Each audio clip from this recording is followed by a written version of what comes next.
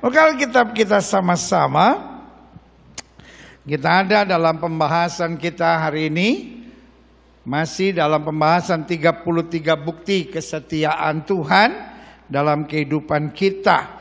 Nah, dalam pembahasan yang ke-14 hari ini, kita sedang membahas Dia turut bekerja. Allah yang setia bukan hanya memberi perintah, Allah yang setia bukan hanya memberi aturan, tapi Allah yang setia juga turut bekerja sehingga kita dapat melakukan semuanya tepat seperti yang Tuhan kehendaki.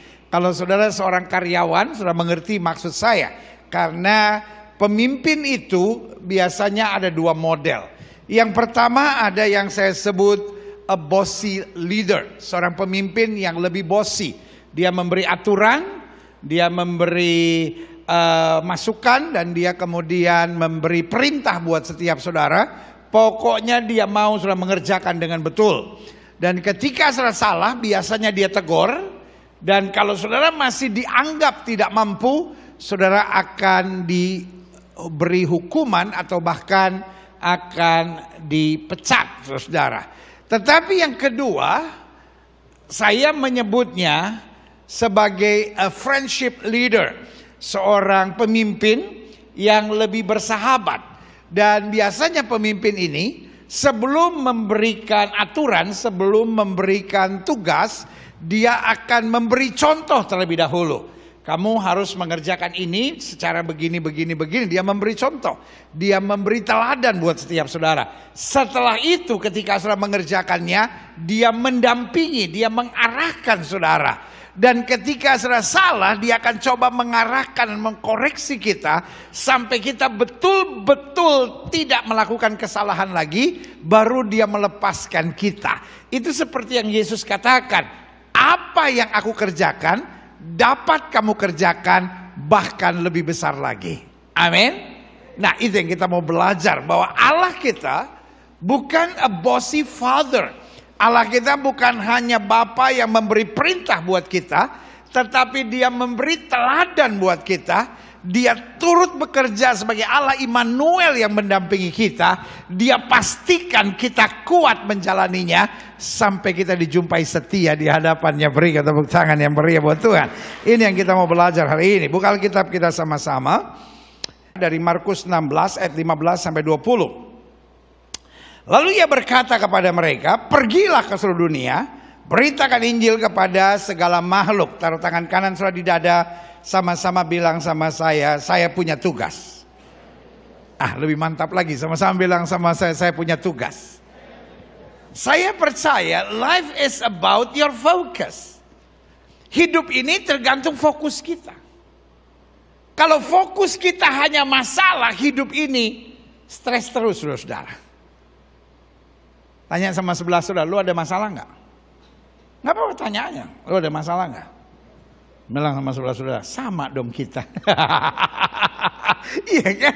Jadi saudara mau remaja atau saudara mau pemuda, saudara mau dewasa atau bahkan saudara seorang pensiunan, pada dasarnya setiap kita punya masalah. Sama-sama bilang sama saya, masalah itu biasa. Tetapi kita tidak pernah bisa menyelesaikan masalah hanya dengan fokus pada masalah. Amin. Kita harus hadapi masalah, tetapi jangan fokus pada masalah. Fokus kita bahwa kita masih punya tugas. Sama-sama bilang, saya punya tugas. Sehingga fokus kita bukan pada masalah, fokus kita pada tugas yang dipercayakan Tuhan. Dan waktu kita fokus pada tugas yang dipercayakan Tuhan, Tuhan yang akan menyelesaikan setiap masalah kita. Berikan tepuk tangan yang meriah buat Tuhan. Makanya Alkitab saya bilang apa? Cari dahulu kerajaan Allah serta kebenarannya, semuanya akan ditambahkan dalam hidup kita. Sama-sama bilang sama saya, tergantung fokus saya. Sama-sama bilang tergantung fokus saya.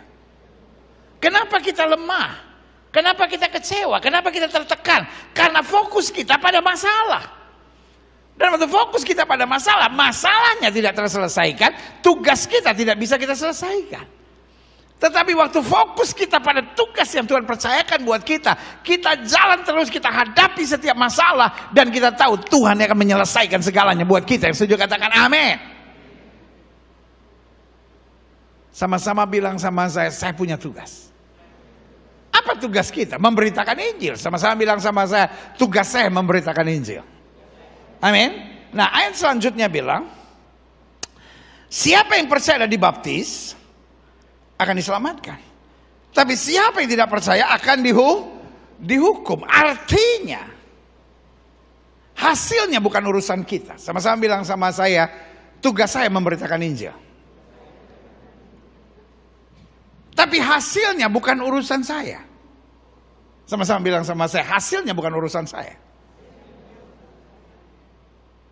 Jadi saudara jangan kecewa dan bilang, I've done all the effort. Saya udah kerjakan banyak pengorbanan dalam pelayanan saya. Secara materi saya korban, secara waktu saya korban, secara pemikiran saya korban. Tapi rasanya saya belum melihat sesuatu. Mungkin saudara ingin ayah saudara diselamatkan. Mungkin saudara ingin mertua saudara diselamatkan. Saudara ingin ipar saudara diselamatkan. You do a lot of effort for that. Saudara melakukan banyak pengorbanan untuk itu. Tetapi saudara belum melihat hasil. Nggak usah kecewa. Sama-sama bilang sama saya, kecewa bukan pilihan. Sama-sama bilang sama saya, kecewa bukan pilihan. Sama-sama bilang sama saya, kecewa adalah jebakan iblis. Kalau sudah menatap saya dan berkata, tapi kan namanya manusia biasa. Loh, karena kita sibuk dengan hasilnya. Alkitab bilang tidak ada seorang pun dapat mengaku Yesus Kristus Tuhan kecuali oleh Roh Kudus. Amin. Ada orang yang cuma datang ke gereja satu kali langsung berubah. Tapi ada orang yang sudah 10 tahun di gereja makin gila. Saya pernah gak ketemu orang kayak gitu? Sudah layani, sudah doain, sudah ngomong tentang Tuhan, bukan tambah beres, tambah gila. Jangan salahkan diri saudara lalu berkata, mungkin saya gak ada panggilan. Hidup ini bukan soal bagaimana, karena sama-sama bilang tugas saya bukan merubah orang.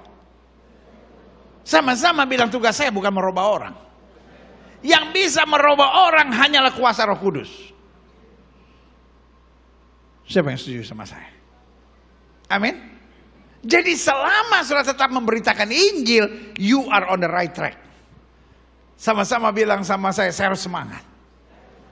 Jadi kalau karena pemberitaan Injil kita lalu orang lain diselamatkan, kita nggak usah sombong. Saya tuh ya semenjak 5 tahun terakhir ini ikut Tuhan, puji Tuhan ya, udah 15 orang tuh akhirnya bertobat, terima Yesus sebagai Tuhan dan Juru Selamat. Lu tuh ya, dari lahir udah Kristen, kok belum ada yang bertobat, kayaknya masih ada dosa dalam hidup lo. Tugas kita hanyalah memberitakan Injil. Tugas kita membawa damai. Tugas kita menghadirkan damai sorga dalam hidup ini. Kalau orang diselamatkan, segala pujian bagi Kristus. Kalau orang tidak diselamatkan, tetap setia. Karena orang yang menabur dengan air mata, tetap akan menuai dengan sorak-sorai yang setuju katakan amin. Amin, kita lihat selanjutnya. Tanda-tanda ini akan menyertai orang yang percaya. Jadi kalau kita mengerjakan bagian kita dengan iman, signs and wonders, tanda-tanda dan mujizat Tuhan akan menyertai. Apa tanda-tandanya? 1, mereka akan mengusir setan-setan demi namaku. Ini bukan berarti sudah cari pohon angker, setan keluar. Ini bukan sudah cari rumah kosong, setan-setan di sini keluar. Bukan gitu. Ini dalam fungsi pelayanan. Ingat, setan bisa pakai orang. Bilang sama sebelah saudara, setan bisa pakai orang. Bilang sama orang yang baru ngomong sama saudara, makanya lu jangan mau dipakai setan. Loh, kalau ada orang bikin saudara emosi, ada orang bikin saudara mundur dari Tuhan, ada orang yang bikin saudara kecewa, berarti orang itu dipakai setan. Tapi jangan ngomong. Jangan ketika sudah menghadapi peristiwa itu sudah datangi orangnya, Gilbert bilang lo dipakai setan. Jangan sebut-sebut nama saya, udah cukup masalah yang saya hadapi. Jangan ditambah lagi sama saudara.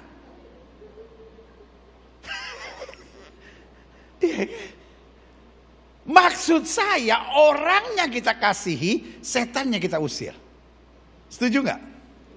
Sama-sama bilang sama saya, orangnya kita kasihi, setannya kita usir. Setuju? Jadi jangan setan sama orang-orang aja kita usir semua. Karena Alkitab bilang peperangan kita bukan melawan darah dan daging. Jadi yang memfitnah saudara, yang mencurangi saudara, yang membuat saudara kecewa, sebagai hamba Allah saya cuma mau bilang kasihi orangnya, usir setannya. Karena Alkitab bilang kamu akan mengusir setan-setan. Alkitab tidak bilang kamu akan mengusir setan-setan dan orang-orangnya sekalian. Jelas? Jadi bedakan antara pekerjaan setan. Jadi saudara tahu, wah kalau orang ini bikin saudara emosi terus, bikin saudara kecewa, bikin saudara down, suka ngucapin kata-kata yang menghina, yang merendahkan, yang menyakitkan. Saudara tahu setannya harus kau usir, orangnya tetap kita kasih. Jelas? Kamu akan mengusir setan-setan, lalu apa? Mereka akan apa? Berbicara dalam bahasa-bahasa yang baru bagi mereka. Sebagian menerjemahkan, mereka akan berbicara dalam bahasa lidah. Mereka akan berbicara dalam bahasa roh. Silahkan kalau sudah punya penafsiran seperti itu. Tidak keliru, tidak salah. Masing-masing bisa punya tanggapan. Tapi sebagian lagi akan berkata, no, ini gak ada hubungannya dengan karunia roh. Yesus sedang berbicara tentang bahasa yang baru. Kalau tadinya kita suka memaki, tadinya kita suka menghina, tadinya kita suka menghakimi, tadinya kita suka berbicara kata-kata yang mengecewakan, sekarang kata-kata kita membangun, membawa damai, menjadi berkat. Sama-sama bilang bahasa yang baru. Amin. Jadi yang pertama akan mengusir apa? Setan. Yang kedua akan apa? Memakai bahasa yang baru. Yang ketiga,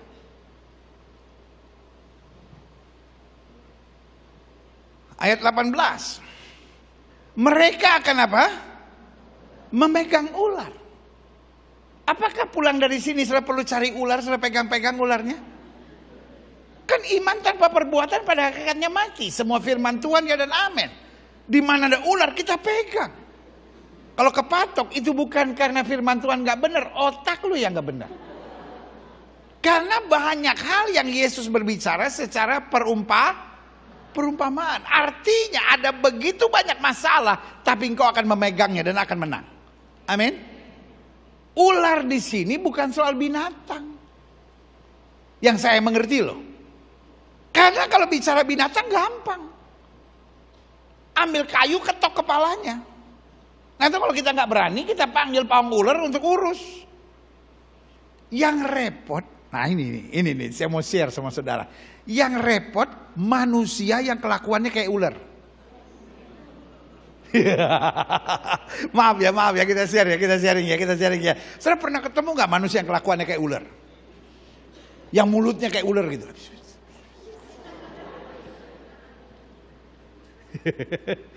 Ada saudara yang ngatain saya gini. Sambil mikir gitu. Gak tahu itu korban, gak tahu pelaku dia.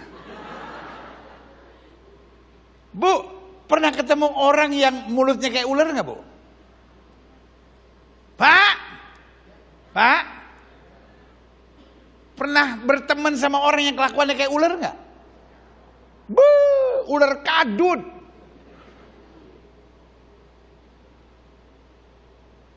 Adik-adik muda, pernah senang sama orang yang gak taunya ular gak? Pendeta bikin hati saya hancur aja, pendeta. Makanya saya putusin pendeta. Aduh, ada orang-orang yang kelakuannya kayak apa? Ular. Itu jangan merubah kita. Jangan akhirnya kita jadi bertindak seperti pawang ular, saudara-saudara. Orang boleh bertindak seperti ular, kita tak bertindak sebagai anak-anak Tuhan yang punya kuasa untuk merebut kemenangan yang Tuhan janjikan. Dan saja katakan amin. Mereka akan memegang apa? Ular. Dan mereka, selanjutnya ayat ini bilang apa? Mereka akan apa? Minum racun maut, mereka tidak akan mendapat celaka. Please, please, please, please. Yang pulang dari sini mau mempraktekkan firman Tuhan karena saya percaya firman Tuhan ya, dan amin saya bisa praktekkan. Saya beli racun tikus, lalu saya minum dalam nama Bapa, Anak dan Roh Kudus. Karena khotbah Gilbert bilang kita akan minum racun maut dan tidak mendapat celaka. Mati bukan karena firman Tuhan tidak benar, otak lu yang gak benar. Sebagian sudah berkata, loh kok firman Tuhan gak bisa dibuktikan? Yesus banyak bicara dengan perumpamaan.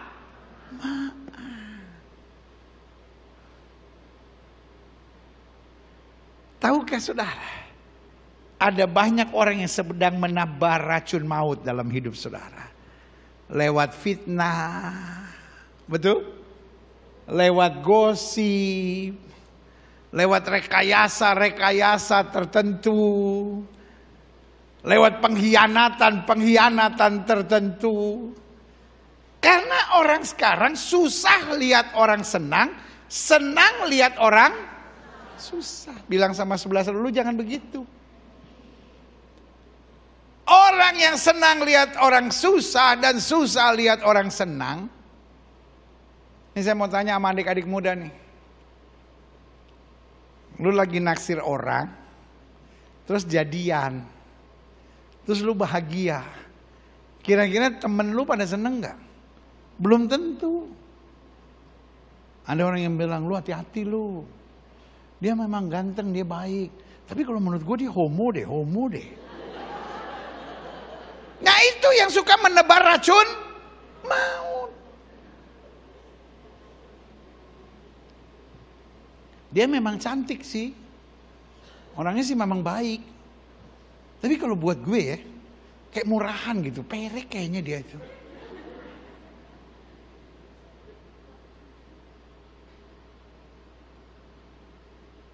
Orang sekarang gak bisa lihat orang lain gak bisa lihat orang lain susah, gak bisa lihat orang lain sukses.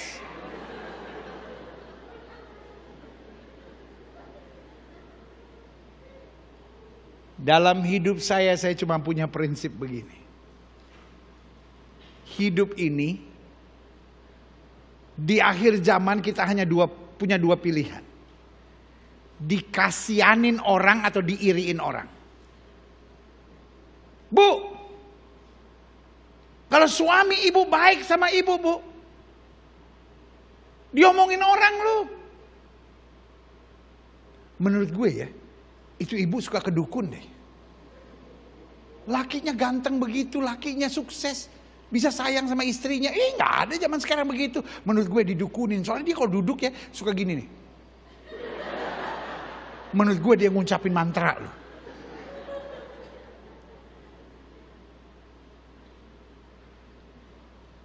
Tapi kalau suami sudah selingkuh, mukulin saudara, punya anak di luar, lu gak bakal diomongin. Semua lihat saudara, kesiannya. Gue kesian lu, lihat aja di gereja, matanya bengkak terus. Khotbah pendeta dia nangis, doa sampai.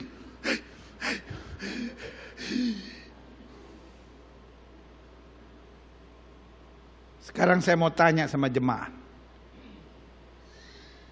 Pengen diiriin orang atau pengen dikasihanin orang?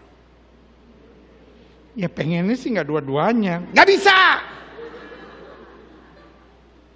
Siapa yang pengen dikasihanin orang?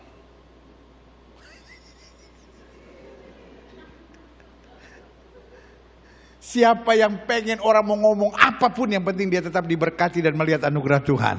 Ah ini nekat. Yang gak angkat tangan ya udahlah, apa yang terjadilah udahlah. Ulang. Siapa yang pengen hidupnya dikasihanin orang? Siapa yang pengen apapun yang terjadi, mau diomongin kayak mau diapapun, yang penting tetap maju, tetap diberkati, tetap lihat anugerah Tuhan. Ah berikan tepuk tangan yang meriah buat Tuhan. Mereka akan minum apa? Racun maut tapi tidak mendapat celaka. Selama fokus saudara rindu memberitakan Injil, orang mau tebar racun maut bagaimanapun. As your pastor, ini yang saya cuma mau bilang sama saudara. Jemaat Tuhan yang ada di gereja, jemaat Tuhan yang ada dalam ibadah online. Jangan pusing, tetap maju dan percaya penyertaan Tuhan akan sempurna luar biasa buat kita. Yang setuju katakan amin. Selanjutnya, mereka akan meletakkan tangannya atas orang sakit dan orang itu akan sembuh. Saya percaya ini akan terjadi letterlek. Tapi saya juga percaya ini punya makna harafiah. Bahwa hidup kita selalu akan menjadi part of solution, not part of problem. Amin. Sama-sama bilang sama saya selalu menjadi bagian dari solusi. Dimanapun kau ada, segala sesuatu menjadi pulih dan sembuh. Siapa yang mengimani akan terjadi dalam hidupnya. Berikan tepuk tangan yang meriah buat Tuhan. Selanjutnya, sesudah Tuhan Yesus berbicara demikian kepada mereka, terangkatlah ia ke sorga lalu duduk di sebelah kanan Allah. Tadi sudah saya bilang, life is about your focus. Di saat seperti ini, murid-murid bisa fokus pada loneliness dan kekecewaan. Kenapa? Karena mereka merasa ditinggalkan. Wow, Yesus meninggalkan kami. Terus kalau ada masalah, siapa yang membela kami? Siapa yang menolong kami? Siapa yang menyertai kami? Siapa yang menguatkan kami?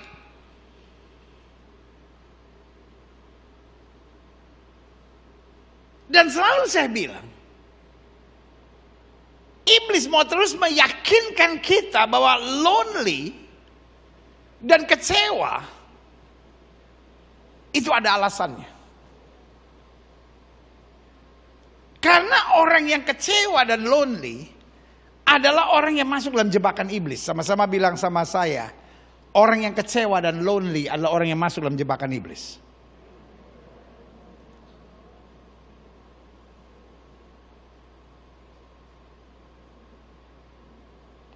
Kenapa orang selingkuh?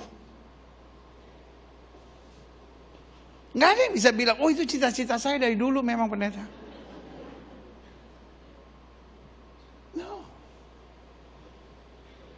Kenapa orang selingkuh? Semua juga tahu bahwa selingkuh itu dosa. Selingkuh itu bagian dari kemunafikan iman. Orang pergi ke gereja kok selingkuh. Tapi kenapa orang selingkuh? Karena merasa kecewa dan lonely. Kenapa orang yang udah tahu kebenaran lalu berpikir untuk bercerai? Karena kecewa dan lonely. Kenapa orang udah pelayanan tiba-tiba gak pernah muncul lagi di gereja? Sampai kita kaget, dia kan dulu aktif banget di gereja. Kok sekarang bisa sih gak pernah ke gereja lagi?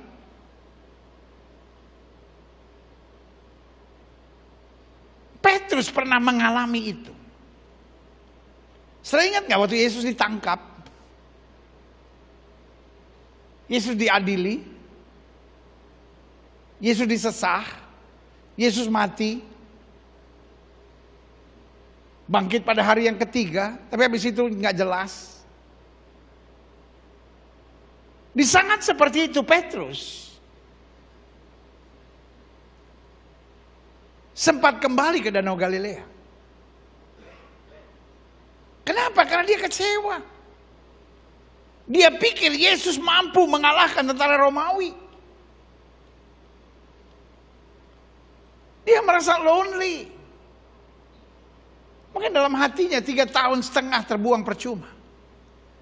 Dan sorry ya untuk ngomong ini ya. Orang kecewa dan lonely suka bertindak aneh-aneh. Orang kecewa dan lonely suka bertindak aneh-aneh.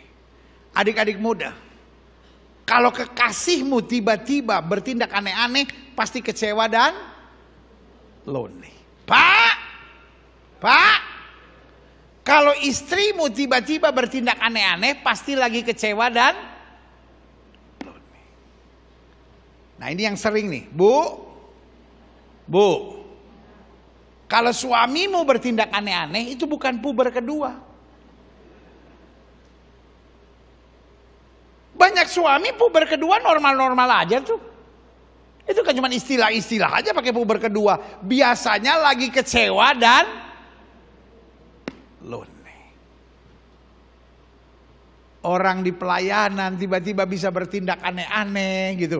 Mulutnya suka aneh-aneh. Biasanya karena kecewa dan lonely.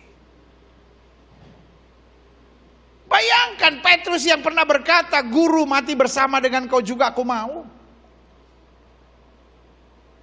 Tiba-tiba Petrus yang sama sekarang ada di tepi danau Galilea, tempat di mana Yesus pernah ngomong sama dia, "Tinggalkan jalamu, tinggalkan perahumu, ikutlah aku." Tiba-tiba dia ada di sana kembali. Dan tiba-tiba dia ngomong sama murid-murid yang lain, "Aku akan pergi menangkap ikan." Murid-murid yang lain bilang, "Oke, aku juga pergi menangkap ikan." Sama-sama sedang lonely dan kecewa. Dan apa yang terjadi? Sepanjang malam dia nggak nangkap apa-apa. Yesus mendatangi dia kembali. Baru dia sadar, lonely dan kecewa hanyalah jebakan iblis untuk menghancurkan. Jadi kalau hari ini saudara lonely dan kecewa, itu bukan karena badainya terlalu menyakitkan, tapi karena fokus kita hanya pada masalah. Dan mereka gak mau ambil tindakan bodoh yang kedua kalinya. Ayat ini bilang apa? Mereka pun pergilah. Haleluya. Mereka pun taatlah. Mereka pun melakukan yang diperintahkan Tuhan. Memberitakan Injil ke segala penjuru. Dan apa? Tuhan turut bekerja dan meneguhkan firman itu dengan tanda-tanda yang menyertai. Mereka adalah orang-orang lemah. Mereka penuh dengan kelemahan dan kekurangan. Thomas yang pernah berkata, sebelum aku mencucukkan jariku ke lubang bekas pakumu, aku tidak percaya. Petrus yang pernah menyangkal Yesus dan berkata, aku tidak kenal dia. Kumpulan murid-murid yang lemah ini, ketika mereka mulai fokus pada tugas yang dipercayakan, Tuhan turut bekerja dan melakukan hal-hal yang luar biasa. Beri tepuk tangan yang meriah buat Tuhan. Itulah makna turut bekerja. Kenapa kadang-kala kita nggak melihat Tuhan bekerja? Karena kita juga nggak bekerja. Amin. Kalau kita diam ya Tuhan nggak bisa bekerja sendiri. Tuhan mau kita bertindak. Dan Tuhan turut bekerja buat kita. Amin. Makanya selalu saya bilang hidup Kristen hidup yang asik. Prinsip hidup saya, hidup Kristen 3A, asik-asik aja. Sama-sama bilang sama saya, asik-asik aja. Amin. Yang kita sanggup, Tuhan yang akan memampukan kita. Yang kita nggak sanggup, Tuhan yang akan menyelesaikan buat kita. Yang setuju berikan tepuk tangan yang meriah. Bilang sama sebelah saudara, hidup di bawah asik bos. Amin. Hidup jangan dibawa tertekan. Karena apa saja, selama kita bertindak, Tuhan akan terus bekerja buat kita. Amin. Selanjutnya saya pelajari begini. Roma 8 ayat 28, satu ayat yang sangat terkenal, kita baca sama-sama, ayat 1, 2, 3. Kita tahu sekarang bahwa Allah dikatakan apa? Turut bekerja dalam segala sesuatu untuk mendatangkan kebaikan bagi mereka yang mengasihi Dia. Itu bagi mereka yang terpanggil sesuai dengan rencana Allah.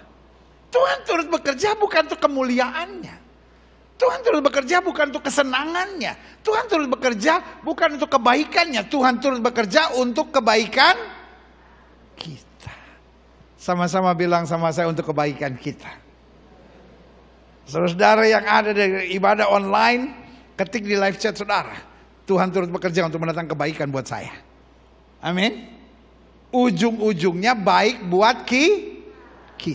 Nah, klik. Saya pelajari begini. Kesetiaan Tuhan dibuktikan dengan sangat jelas.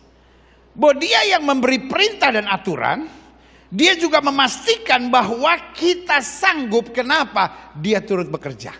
Dia tahu kita lemah. Dia tahu kita terbatas. Dia tahu kita mudah terpengaruh. Dia tahu kita mudah putus asa dan kecewa. Karena itu dia turut bekerja. Pertanyaannya, bekerja dalam hal apa? Minimal saya catat ada 4 hal di mana Tuhan turut bekerja. Yang pertama, dia turut bekerja dalam memproses kita agar kita mengerti potensi serta karunia di dalam kita serta makin disempurnakan. Taruh tangan kananmu di dada. Sama-sama bilang sama saya, di dalam diri saya ada potensi besar. Ayo lebih semangat, taruh tangan kanan saudara di dada. Sama-sama bilang, di dalam diri saya ada potensi yang besar. Saudara-saudara ikuti ibadah online, ketik di live chat saudara, di dalam diri saya ada potensi yang besar. Iblis maunya kita berpikir saya tidak sanggup. Iblis maunya kita berpikir kita udah gak mampu. Iblis maunya kita berpikir kita akan hancur. Tetapi di dalam diri saudara ada potensi yang besar. Amin. Saya mau tanya sama saudara. Emang saudara gak pernah ngadepin masalah? Ada yang udah lama gak ngadepin masalah, ada yang kangen sama masalah. Kita bukan kangen, udah bosen. Amin. Jadi buat kita masalah biasa. Dan di balik setiap masalah selalu kita melihat Tuhan membela kita dan melakukan hal-hal yang luar biasa. Siapa yang setuju sama saya? Sama-sama bilang selalu saya menang. Sama-sama bilang sama saya, masalah udah biasa kali. Amin. Dan kita sudah berpengalaman setiap kali kita menghadapi masalah sebesar apapun, ujung-ujungnya kita melihat pembelaan Tuhan mengangkat kita dan menyatakan kuasa kemuliaannya. Sebagai gembala saudara, saya mau yakinkan kau pasti akan menang lagi. Amin. Di dalam diri kita ada potensi besar. Saudara ingat waktu saudara belajar berenang gak? Dulu kita gak bisa berenang. Wih, kita kalau lihat air takut. Akhirnya kita mulai belajar berenang. Dan orang belajar berenang saya perhatikan 2. Yang pertama belajar berenang di kolam renang. Yang kedua di kali. Kelihatan dari gayanya. Orang kalau belajar di kolam renang mulainya dari gaya dada. Iya kan? Kalau pakai guru kan berenangnya mulai dari gaya dada. Tapi kalau berenang di kali mulainya dari gaya bebas. Bebas banget. Semau-maunya dia. Iya kan? Hasilnya juga kelihatan. Orang kalau berenang di ada yang ngeliatin saya gitu. Pasti berenang di kali dia. Iya kan? Orang kalau berenang di kolam renang itu kepalanya di dalam air. Sama, gaya bebas juga sama. Masuk dulu baru biasa. Yang repot yang belajar di kali. Kita orang Manado bilang gaya anjing batobo. Tahu anjing batobo? Pernah lihat anjing berenang nggak? Kepalanya gini nih. Nah, itu kayak CCTV nggak jelas gitu. Ya. Pokoknya kalau sudah lihat orang berenang terus kepalanya gini. Ah, itu berenangnya belajar di kali.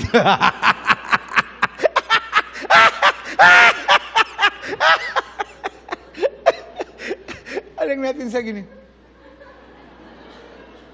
Mungkin dalam hatinya, Gilbert belajar di mana? Kok dia tahu ya? Dulu kita nggak bisa berenang. Lalu kemudian kita bisa berenang. Lalu 10 tahun kita nggak pernah berenang.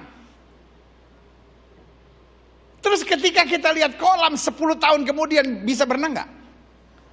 Tetap masih bisa. Kenapa? Potensi itu ada di dalam diri kita. Ya mungkin nggak sejago 10 tahun yang lalu, tapi at least kita nggak bakal tenggelam. Membutuhkan kira-kira sekitar 10 menit buat kita untuk normal lagi, dan habis itu kita berenang biasa lagi. Dulu sudah nggak pernah bisa naik sepeda. Lalu sudah mulai belajar naik sepeda. Namanya belajar naik sepeda pasti ada jatuhnya lah, ya kan? Ingat nggak sudah waktu belajar naik sepeda? Pasti ada jatuhnya lah, sekali 2 kali lah, ya kan? Lalu kemudian sudah bisa naik sepeda. Lalu sudah nggak pernah naik sepeda 10 tahun. 10 tahun kemudian sudah lihat sepeda dan sudah harus naik sepeda. Pertanyaan saya, sudah bisa nggak? Bisa nggak? Why? Berenang dan sepeda 2 hal yang nggak mungkin sudah bisa lupakan. awalnya mungkin masih agak aneh, tetapi take you only 5 minutes. Setelah 5 menit sudah langsung normal lagi gitu. Ya mungkin gak sejago seperti 10 tahun yang lalu, tapi at least sudah gak jatuh-jatuh gitu. Kenapa? Potensinya sudah ada dalam diri saudara. Dia turut bekerja. Proses kita untuk meyakinkan kita di dalam diri kita ada kuasa Allah, potensi besar sehingga kita siap menghadapi segalanya dan melihat kemenangan yang Tuhan sudah janjikan dalam hidup kita. Haleluya. Jadi kalau kita menghadapi masalah itu bukan bagian dari Tuhan menghukum kita, bukan. Bagian Tuhan memproses kita untuk meyakinkan ada potensi besar dalam diri kita. Amin. Yang kedua, dia turut bekerja dalam apa? Dalam menyertai kita agar kita tetap bersemangat dalam menghadapi keadaan yang sukar. Kadangkala persoalannya bukan gak ada mujizat. Kadangkala persoalannya karena gak ada semangat. Wanita pendarahan 12 tahun kan bilang, asal ku jamah jubahnya aku sembuh. Ada semangat. Pak, kenapa ada banyak orang sampai hari ini belum bisa berhenti merokok? Bukan gak ada mujizat, dia pengen sekali berhenti vape, tapi kenapa dia gak bisa berhenti nge-vape? Gak bisa berhenti alkohol? Seringkali bukan karena gak ada mujizat. Ya kalau Tuhan mau, Tuhan bisa angkat kerinduan saya untuk rokok, untuk vape ini. Tapi karena Tuhan belum angkat, ya berarti memang Tuhan masih menghendaki saya merokok. Ngaco. Loh, saya nggak bilang loh orang merokok masuk neraka. Cuman saya mau bilang nggak bisa ambil api di neraka. Saya nggak bilang orang merokok itu nggak bisa masuk surga. Cuman di surga nggak ada api. Kita bilang sama Petrus, boleh api. Petrus bilang tuh di situ. Yang ada tulisan besar neraka itu di situ ada api. Saya nggak bilang orang merokok pasti masuk neraka. Tapi yang saya mau bilang, kalau kita ada semangat, ada banyak hal yang bisa berubah dalam hidup kita. Bisa tolong saya bilang amin? Enggak, soalnya ini kan khotbah ada yang nonton di rumah kan. Kesannya ini kayak gak ada orang di sini gitu. Saya udah ngomong mantap-mantap.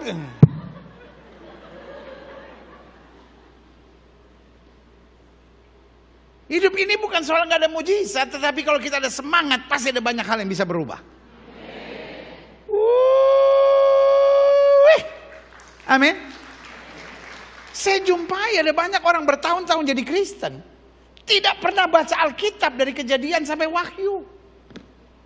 Apa dia memang gak ada waktu? Bukan gak ada waktu, gak ada semangat. Kerinduan sih ada setiap 1 Januari mulai baca Kejadian 1 ayat 1. Pas di tengah-tengah Maret si ini memperanakan ini, si ini memperanakan ini, si ini memperanakan ini. Sudah juru 4 orang beranak juga.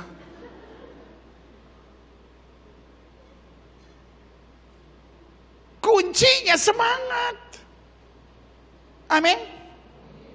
Kalau kita mau lihat sesuatu berubah, pastikan kita punya semangat untuk percaya Tuhan memampukan kita menyelesaikannya sampai akhirnya. Berikan tepuk tangan yang meriah buat Tuhan.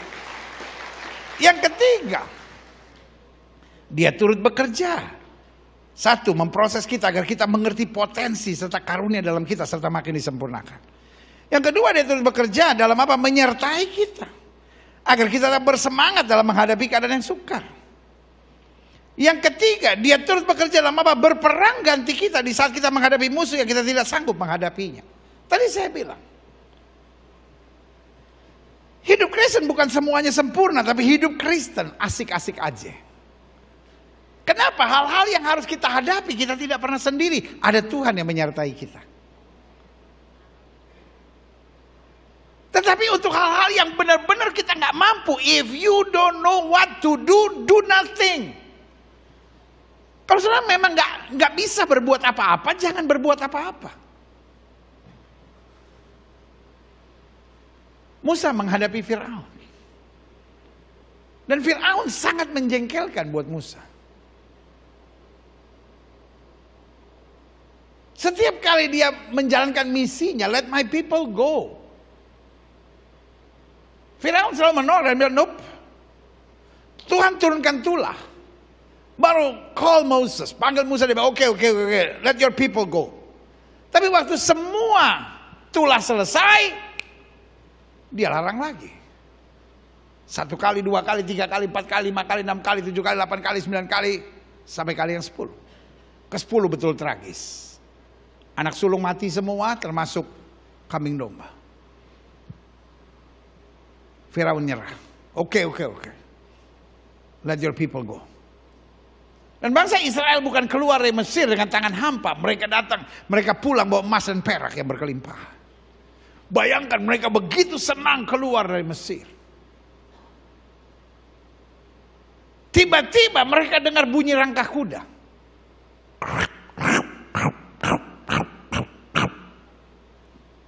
Musa udah mulai curiga. Dia nengok ke belakang, oh my goodness.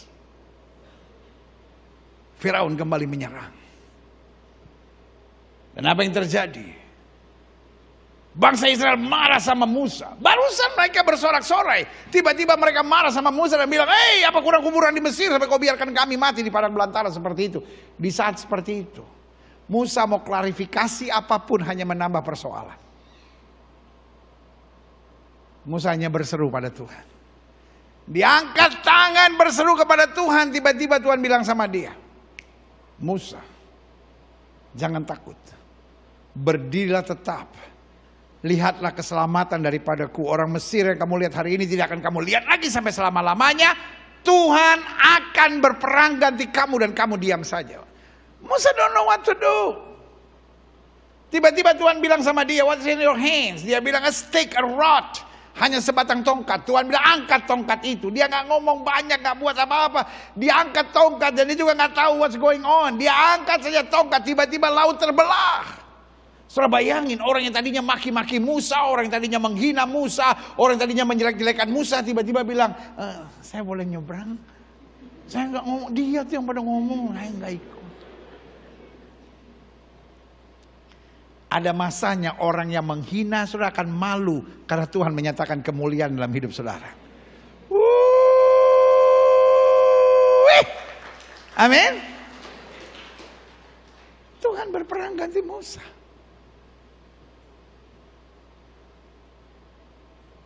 Dan ketika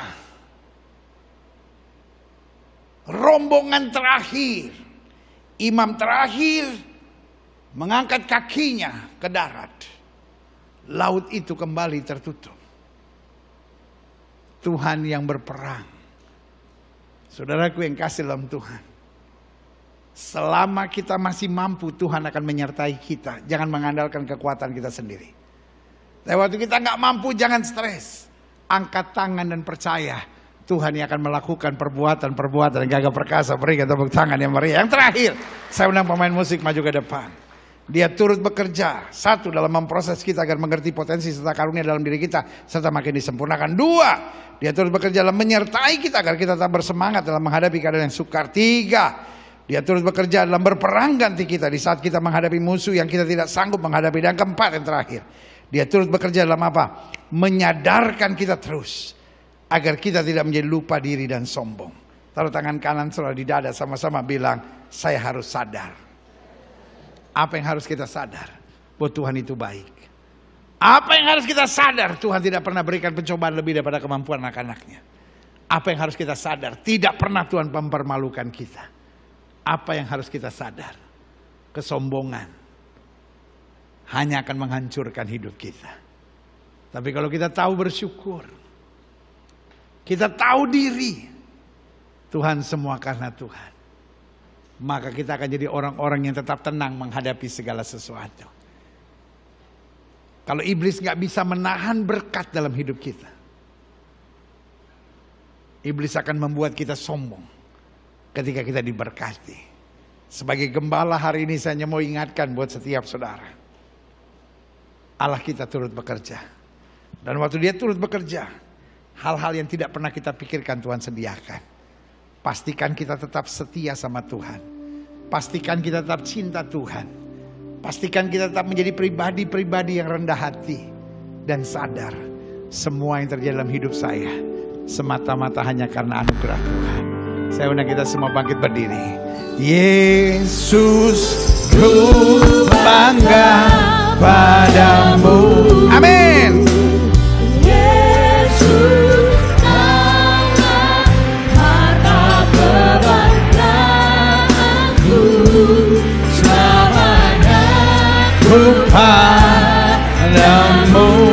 Kau segalanya. Kau segalanya.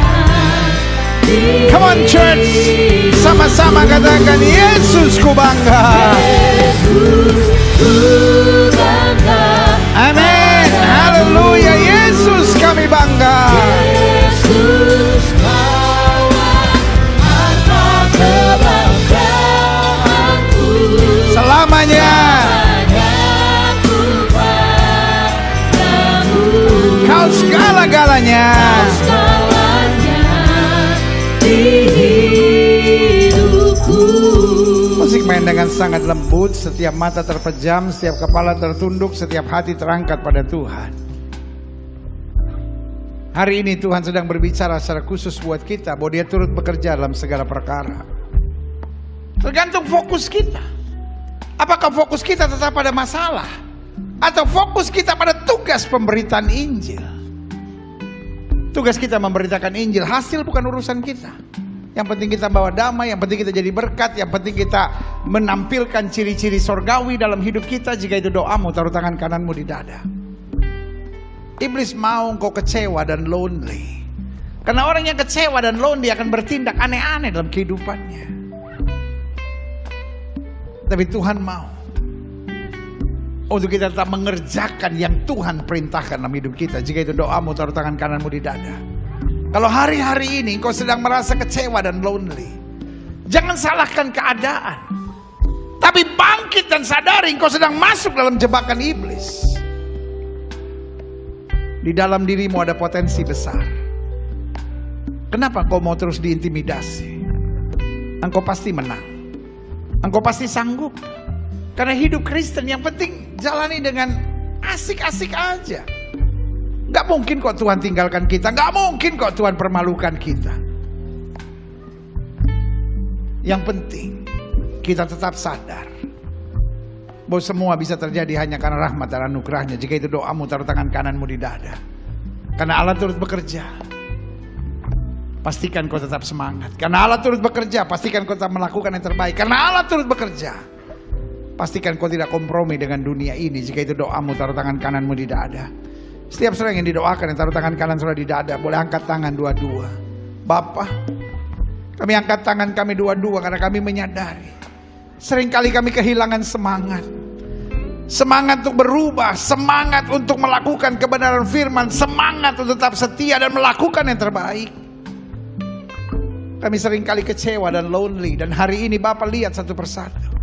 Kalau Tuhan jumpai ada yang kecewa dan lonely dalam rumah tangga, dalam masa muda, dalam pelayanan, dalam kehidupan sehari-hari, sehingga kami kehilangan semangat dan kehilangan fokus pada tugas yang Tuhan berikan, ampuni kami. Biarlah firman hari ini termeterai dalam hidup kami, untuk kami bangkit dan hidup dalam terang-Mu, kasih karunia-Mu dan kuasa-Mu yang sempurna.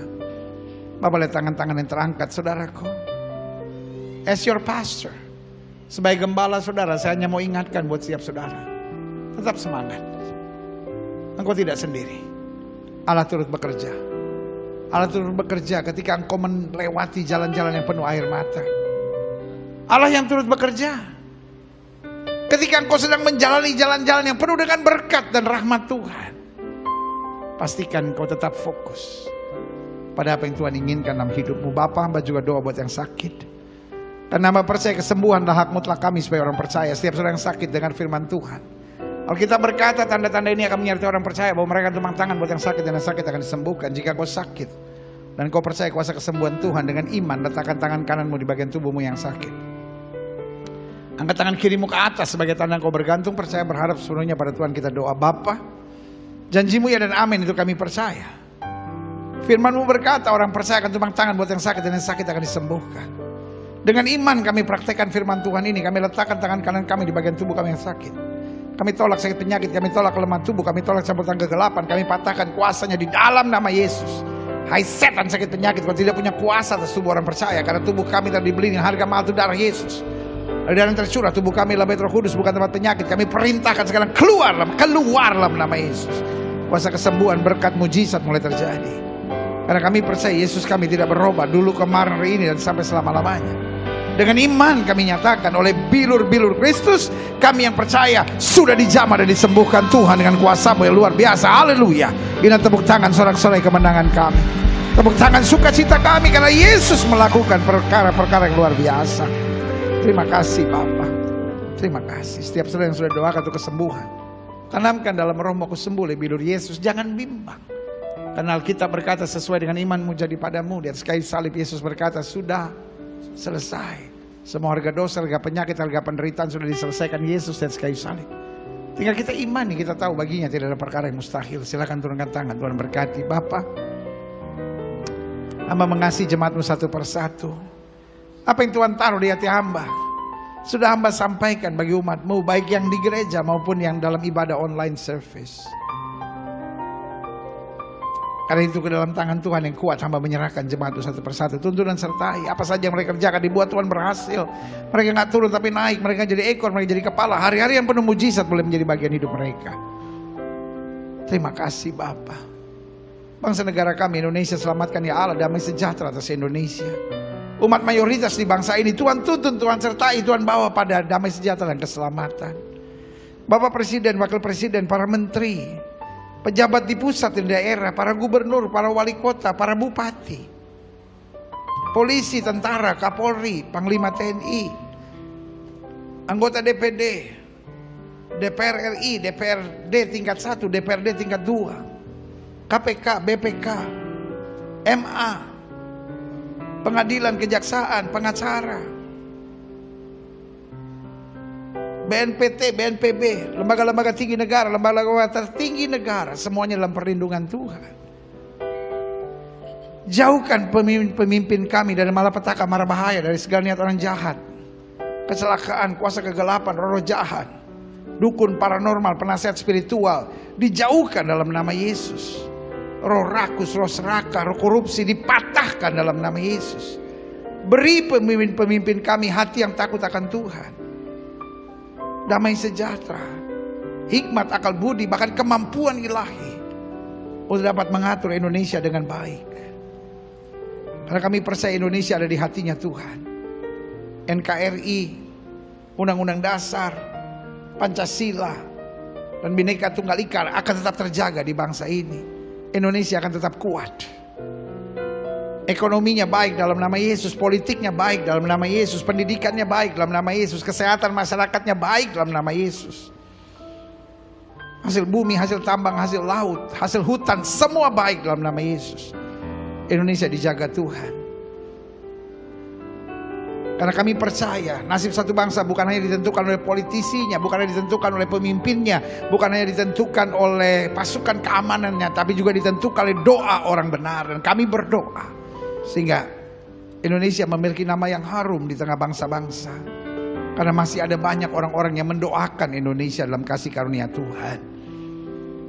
Terima kasih Bapak. Gereja-gereja di mana-mana tempat Tuhan pakai terus untuk menyatakan kemuliaan-Mu. Gerejamu di tempat ini, Gereja Bethel Indonesia Global Fellowship Center, Tuhan pakai terus untuk menegakkan kerajaan Allah dalam kebenaran dan kasih. Dan akhirnya setiap kami yang menerima firman, kami tidak mau jadi orang bodoh yang menerima firman tapi tidak melakukannya. Tapi tolong kami dengan hikmat Roh Kudus, sehingga kami menjadi orang-orang percaya bijaksana yang menerima firman dan mempraktekkan dalam kehidupan kami sehari-hari. Terima kasih Tuhan Yesus. Kami siap menjadi pelaku firman di dalam nama Yesus. Yang siap menjadi pelaku firman, sama-sama kita katakan amin. Beri tepuk tangan yang meriah buat Tuhan. Silahkan duduk. Tuhan memberkati Bapak Ibu Saudara sekalian. Kitalah orang-orang yang berbahagia itu. Karena orang-orang yang berbahagia adalah orang yang menerima firman dan mempraktekkannya dalam kehidupan sehari-hari. Haleluya.